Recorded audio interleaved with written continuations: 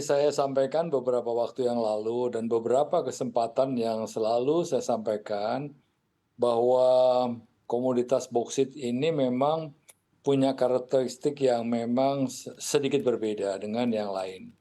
Apa yang saya katakan berbeda karena untuk sekali lagi untuk mengejawantakan perintah undang-undang di dalam rangka hilirisasi dan punya nilai tambah, boksit ini loncatannya memang tidak pada tahapan-tahapan yang bisa dilalui secara pelan tapi pasti. Tapi Hmm. boksit ini itu loncatannya langsung menjadi alumina. Nah, untuk menjadi alumina ini memang tidak mudah dan tidak murah.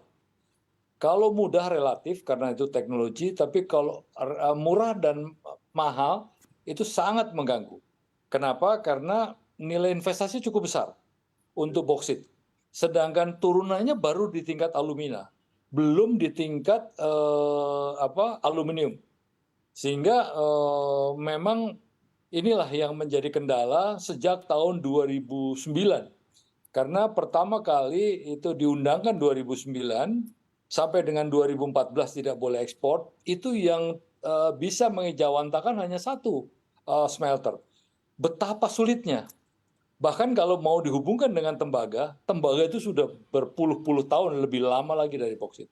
Itu pun belum sampai terwujud yang namanya smelter. Dan selalu saja ada kendala-kendala yang mungkin sama dihadapi oleh komoditas boksit, tapi Hmm. mungkin beda ininya ya, beda spesifikasinya ya, Ya, sehingga tetap hasilnya belum juga jadi.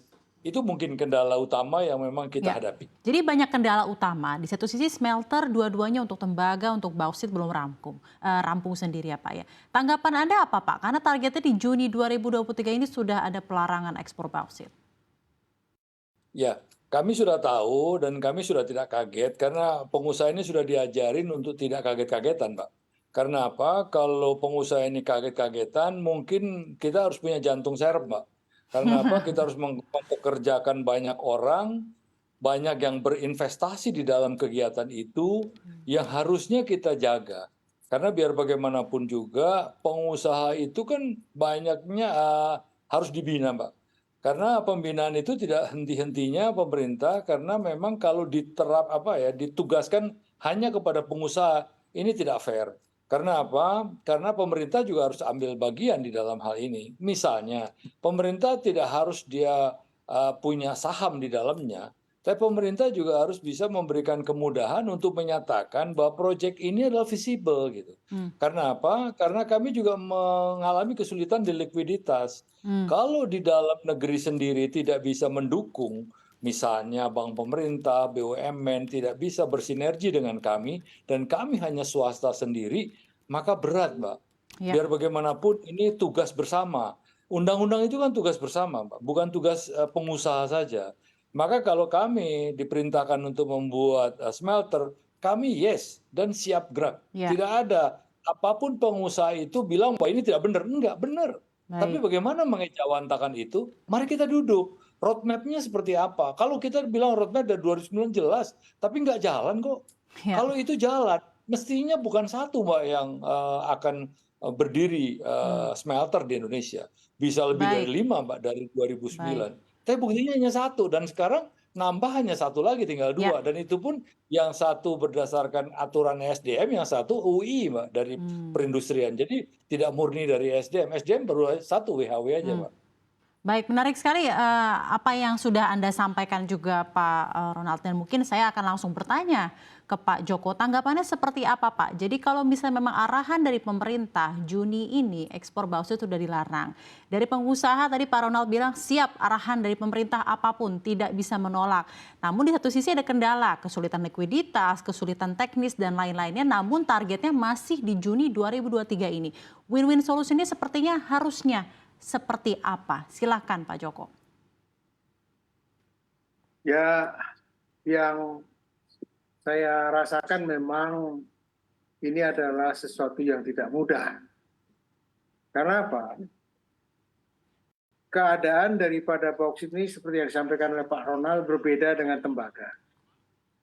Jadi ekosistemnya juga berbeda.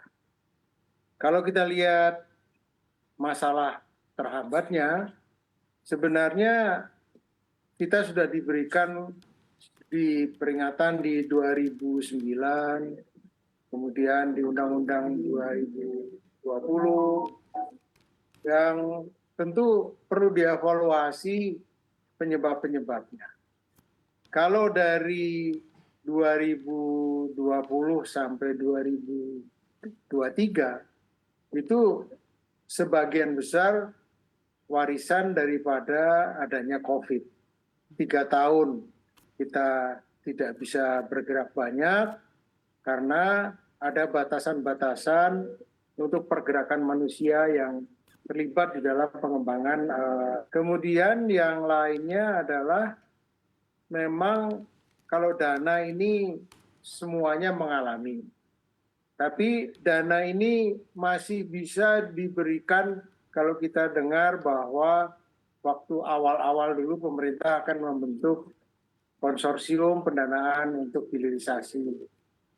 Tapi pada kenyataannya memang kemampuan keuangan untuk membuat infrastruktur, alumina plant, sampai dengan smelter itu besar. Kalau kita lihat untuk alumina plant-nya sendiri itu sekitar 2 miliar US, kemudian kalau untuk smelternya 3,5 miliar US, kemudian untuk infrastruktur jalan, power plant dan sebagainya juga sekitar 3,5.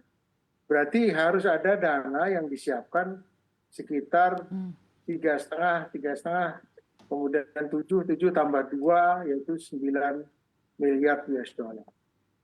Saya mengambil ukuran 3,5 miliar itu adalah pembangunan smelter di Freeport untuk menghasilkan konsentrat dan PMR untuk pemurnian logam mulianya.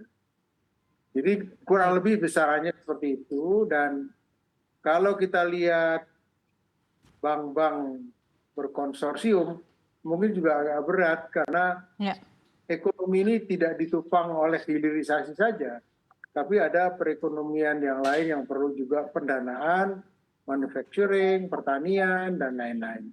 Sehingga kalau tambang diistimewakan mungkin juga tidak mudah untuk mendapatkan pendanaan. Kemudian yang lainnya bahwa yang pemerintah harusnya memang betul memulai memikirkan siapa yang membeli produknya.